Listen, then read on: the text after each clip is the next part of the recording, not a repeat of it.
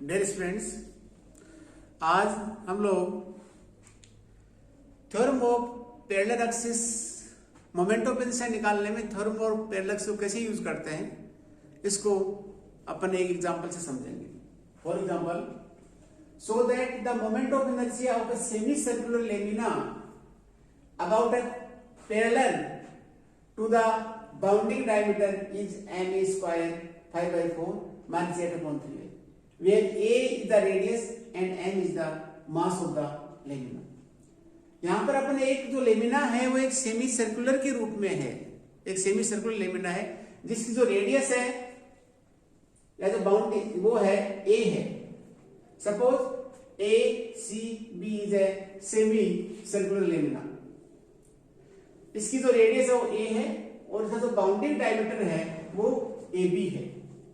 यहां पे अपन को ये जो AB इसका जो बाउंडिंग डायमीटर है, इसके जो पैरेलल लाइन CD है उसके अबाउट अपन को मोमेंट ऑफ इनर्शिया ज्ञात करना है. So that the moment of inertia of a semi circular lamina about a parallel to the bounding diameter is m square.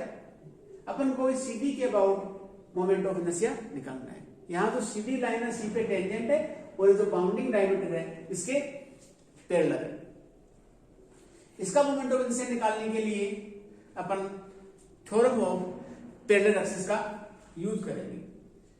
यहां पर ये जो G है, G is the centre of gravity of the semi circular lamina. We know that O is the centre of the circular lamina. तो we know that the OG is 4a/3 pi. OG हमेशा 4a/3 पाई होती है. और अपन ये भी जानते हैं कि किसी भी सर्कुलर जो सेमी सर्कुलर लेमिना है उसका जो डायमीटर के अबाउट जो मोमेंट ऑफ इनर्शिया होता है वो हमेशा ये होता है ma²/4. जहां m है वो सेमी सर्कुलर का मास है और a है वो सेमी सर्कुलर लेमिना की रेडियस. तो now we have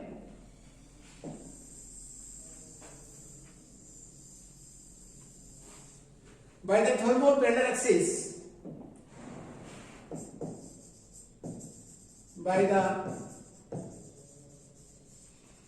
theorem of parallel axis,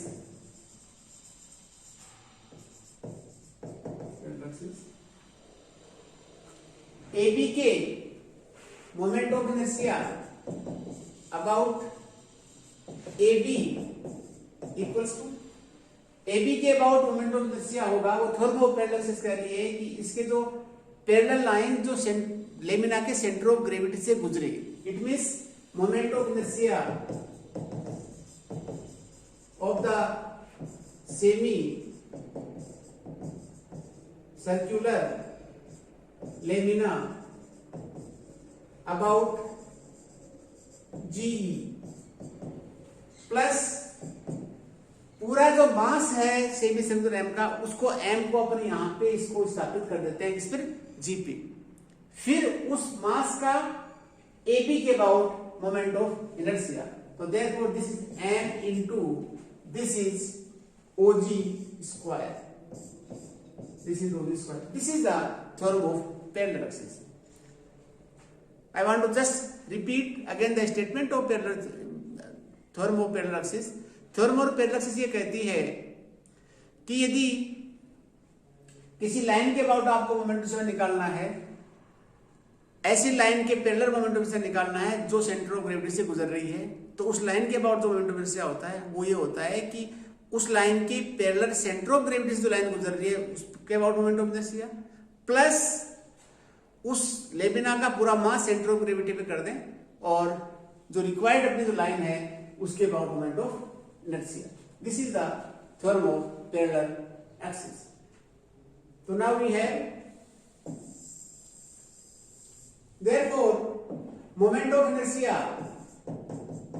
about the line GE equals to moment of inertia about AB plus m into OG square. This is moment of inertia about G equals to moment of inertia about AB minus m into ag square. This is minus. This is m into og square. Now we have moment of inertia about AB. We know that the moment of inertia of the bounding diameter of the semicircular lamina is m a square by 4 minus this is m into this is 4a upon 3 pi ka square. This is the required moment of inertia about G. Now, but we have to find out the moment of inertia about the line CD which is parallel to the AB. So therefore we will again applying the thermoparallel axis.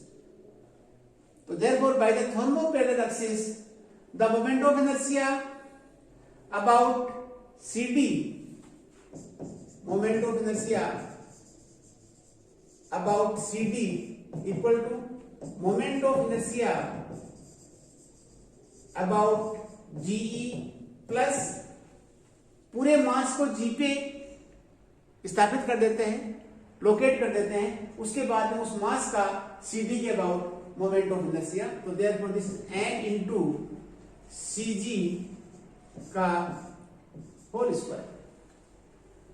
Moment of inertia about G वो अपने calculate कर लिया है, which is m a square by 4 minus this is m 4a upon 3 pi का whole square. This is the moment of inertia about G plus moment of inertia this is m into CG square.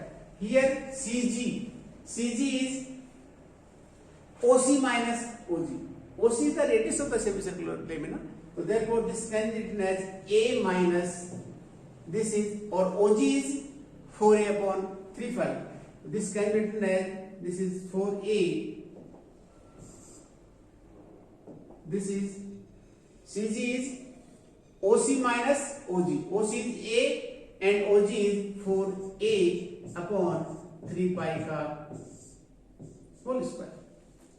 After simplifying, we have moment of inertia about CE